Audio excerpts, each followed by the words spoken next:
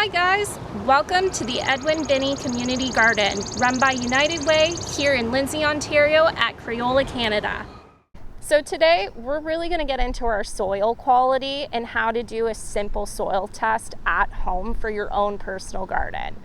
Here at our garden at the Edwin Binney Community Garden in Lindsay, we have predominantly clay-like soil.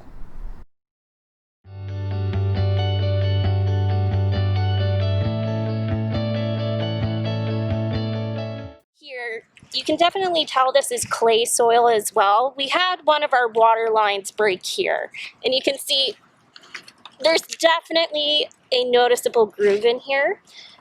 That would not hold if it was made of mostly sand-like soil. This is clay.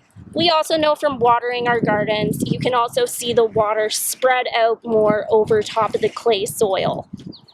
So versus our clay soils we have in our full garden here, in our raised bed gardens, we have slightly sandier soils.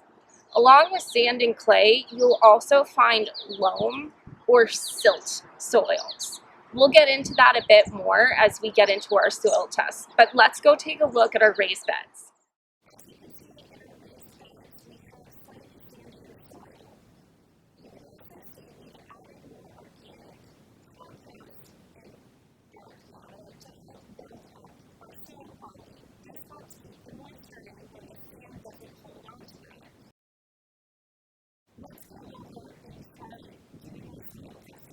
So we have our three types of soil here.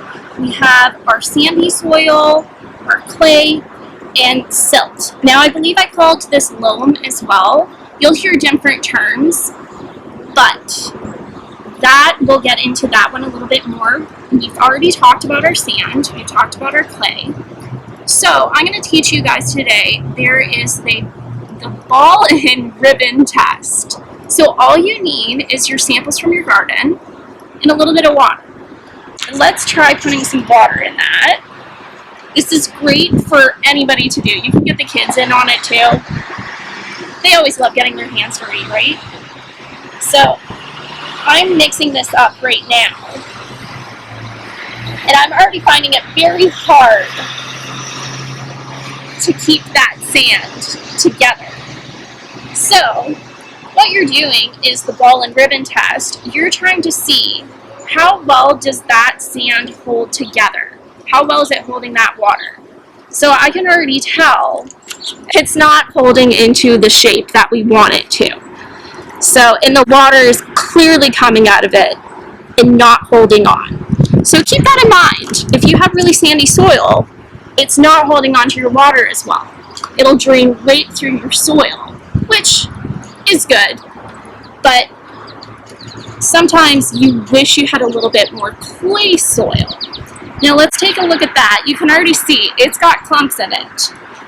There's probably moisture in the jar. So let's see, we'll mix it up again.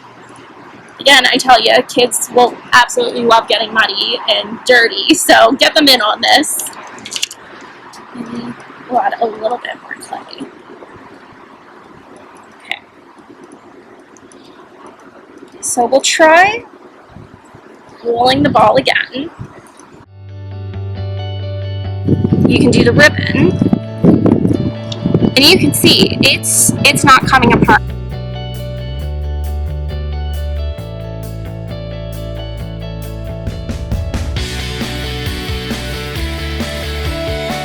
Now getting into silt or loam soil, this one, it's actually already got some moisture in there in the jar, so I've kind of been playing with it already. It's almost like Play-Doh a little bit. So it's hard to see, but there is grainy bits like our sand, but it's also holding on to its shape a lot better like the clay. So what's kind of nice about this is it's doing both work of the sand and the clay, where it's letting that water seep in a little bit more through the bigger particles of sand, versus the clay is letting the water stay in your soil. So this is why it's good to know what type of soil you have in your garden. And this is just one of the ways you can test and find out, especially for water retention, how your garden's doing. And if you need to add compost or topsoil before you get going into your really heavy gardening. So we have a compost pile on site here and a spot where we have topsoil that we put onto our garden at the beginning of the season. So why don't we go take a look at that? We can kind of explain why that helps. It's all to do with your water retention. Okay, here you can see our compost pile that we have here at the garden.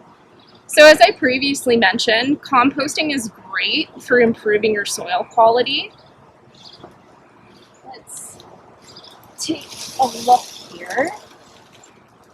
So you can see I have a lot of branches and leaves, but most importantly, this is all organic matter. So what this does, when we put it back into our soil, is it adds back nutrients, especially with broken down plants that we had from previous years. You can actually see one of our pea plants, we're repurposing it by composting it. So what that's going to do is go back into the garden, as I was saying, and add that organic matter, nutrients, and it also will help with retaining moisture and water in our garden too. Especially if it's too clay-like or too sandy, this is the perfect way of getting that in between for holding on to that moisture.